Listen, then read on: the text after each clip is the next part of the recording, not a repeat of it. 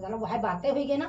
अरे वो पैसा चला जाता है पास कुछ नहीं करा, पुलिस के आगे के धरता ली गई।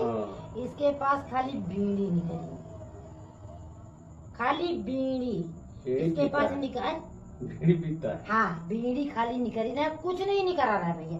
इसके पास 1 रुपया सिक्का नहीं निकला। और बताओ ऊपर तो का कह रहा, अरे भैया मारो नहीं का मारे ना बने के नुच गया है, उसे तो फाटी करा है, मतलब गिर पा रहा ना वो। और जो कहूँ गाड़ी मतलब पैर लगाया नहीं, पैर लगा वो गाड़ी इस तरफ को पलटी, अगर जो उस तरफ को पलट जाए ना तो इनकी खोपड़ी पड़ी फाट जाए भैया। भारत में जब कहीं क्राइम होता है तो हम सबसे पहले पुलिस को याद करते हैं, लेकिन अगर पुलिस पर से ही भरोसा उठ जाए तो हम किस पर भरोसा करेंगे। एक ऐसे ही आपको बानगी उन्नाव में हम आपको दिखाने जा रहे हैं, उन्नाव के थाना अचलगंज क्षेत्र के मुगलपुर गांव की, जहां पर एक महिला जो है ठगी के 2 लोगों का शिकार हो रही होती है। लेकिन उसको एहसास होता है कहीं ना कहीं कि हम ठगी का शिकार हो रहे हैं, तो वह महिला जो है अपने आप को बचाने के लिए बताती है कि मैं पैसा लेकर के अपने घर से आ रही हूँ, मेरे पास में अभी पैसा नहीं, मैं खेत से आ रही हूँ। या अपनी घटना बता करके ठगों को पैसा घर लेने चली जाती है, लेकिन अपने घर जैसे ही पहुंचती है वो अपने परिजनों को आप बीती बताती है, और आप बीती बताने के बाद में वह जो है उस क्राइम को नस्तो नाबूद कर देती है। क्योंकि जिस वक्त वो महिला जो है अपने परिजनों को बताती है, परिजन पूरा प्लान बना करके उस ठग को मुगलपुर के मेन हाईवे पे, मेन रोड पर पकड़ते हैं जाकर के। हालांकि 2 ठग रहते हैं, लेकिन 2 में से एक भागने में कामयाब हो जाता है और एक जो है वारदात पर मौके पर ही मिल जाता है, जो महिला ठगी का इंतज़ार कर रहा था। लेकिन उसको पब्लिक ने और मुगलपुर के क्षेत्र लोगों ने उसको जम करके पीटा। पीटने के बाद में पुलिस को बुलाया, और पुलिस के बुलाने के बाद में पुलिस के सामने उसकी जामा तलाशी हुई, जिसमें उसके पास में महज बीड़ी का बंडल पाया गया और बाइक में एक पेंट की शीशी और ब्रेक ब्रश पाई गई। यह घटना शाम 6 बजे की 22 अगस्त 2024 की है। और उसके बाद में पुलिस को यह महिला एक प्रार्थना पत्र लिखित में देती है, जिसमें महिला में प्रार्थना पत्र देती है लिखित में। महिला जाकर के एक प्रार्थना पत्र देती है, जिसमें वो साफ साफ लिखती है कि हमें जो है 2 ठगों ने लूटने की कोशिश की, और उसके बाद में बाइक को भी वहाँ पर जमा करा देती थाने में। लेकिन हम आपको जो घटना दिखाने जा रहे हैं, आप यकीनन जो है विश्वास नहीं आज करेंगे। यह घटना जो है जैसे ही महिला प्रार्थना पत्र दे करके थाने से 22 तारीख को अपने वापसी घर चली जाती है, उसके बाद में पुलिस का खेल शुरू होता है। पुलिस का खेल यह शुरू होता है कि 22 तारीख के बाद में 22-23 पुलिस अपने हिरासत में रखती है, निज़ाम उर्फ नाजिम को अपने हिरासत में रखती है, और उसके बाद में 22 तारीख को 23 तारीख को अपने पास में रखती है, और उसके बाद में 24 तारीख को सुबह 11:40 पर अपने उसमें दिखाती है।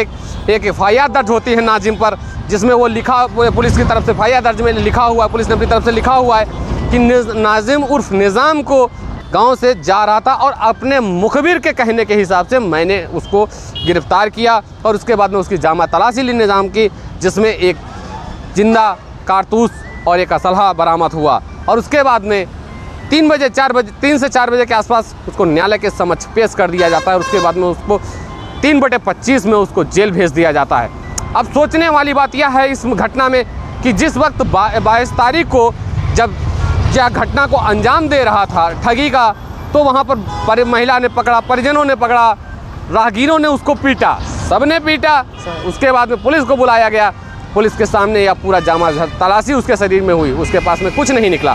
लेकिन 24 तारीख को जब पुलिस उसको दिखाती है कि मैंने उस निज़ाम को रावल मोड़ से पकड़ा हुआ है, तो उसके पास में एक असलहा बरामद होता है। तो अब कहीं ना कहीं सोचने वाली बात है कि अगर असलहा जो है पुलिस हिरासत में कैसे आया। दूसरी सेकंड बात अगर हम बात करें, जो महिला ने प्रार्थना पत्र दिया था, उस प्रार्थना पत्र पर FIR दर्ज नहीं हुई, ना करके पुलिस ने अपनी तरफ से एक FIR दर्ज की, जो 3/25 आर्म एक्ट के तहत, यानी देसी तमंचा उसमें दर्ज की, और उस प्रार्थना पत्र महिला पीड़ित को प्रार्थना पत्र को किनारे फेंक दिया। महिला अपने एक स्टिंग की, जिसमें साफ उसने कहा हुआ है कि उसके पास में एक सिक्का तक नहीं निकला। ग्रामवासियों से भी मैंने क्षेत्रीय जानकारी की, हालांकि पुलिस के खिलाफ कोई बोलना नहीं चाहता है, क्योंकि लोग कहते हैं कि पुलिस की दोस्ती भी खराब है और दुश्मनी भी खराब है, इसलिए कोई इस बात घटना के बोलने के लिए साफ तैयार नहीं। लेकिन जो कोर्ट में FIR नाजिम के खिलाफ पेश की गई है पुलिस की तरफ से, वो 3/25 आर्म एक्ट के तहत दी गई है। अब सबसे बड़ी समस्या है, अगर 2 रात नाजिम पुलिस के हिरासत थाना अचलगंज में रहा, तो असलहा कहाँ से आया।